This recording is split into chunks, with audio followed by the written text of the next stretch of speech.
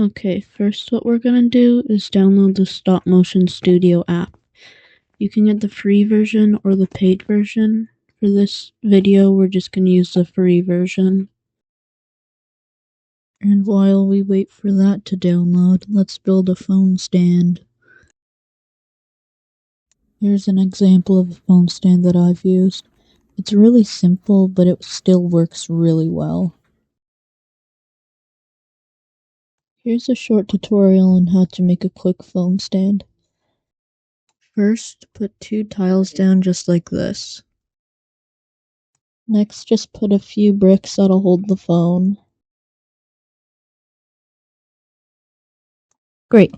Now here's a quick trick that I like to use. First, put a snot brick like this, and then put a decently big plate like right here.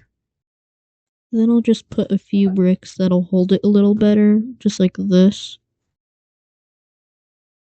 And we're finished. Obviously, you can modify it now to fit your phone more, because phone stands don't even need to be this complicated. This is like the one I used to make this video.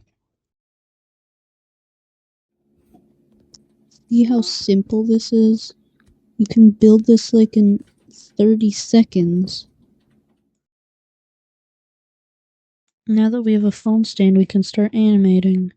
On the left, you'll see a light bulb. It looks like a light bulb. If you click on that, you'll see a bunch of tutorials. You can find all kinds of tutorials here, but right now, press the home button and press create new movie. Now you can press on the little camera icon in the top right. Now from here you can actually start animating. Now I'm going to teach you how to make a simple walk cycle for minifigures. First, take a picture of him just standing here, not doing anything. Next, take a picture of him moving his arms and legs up a little bit.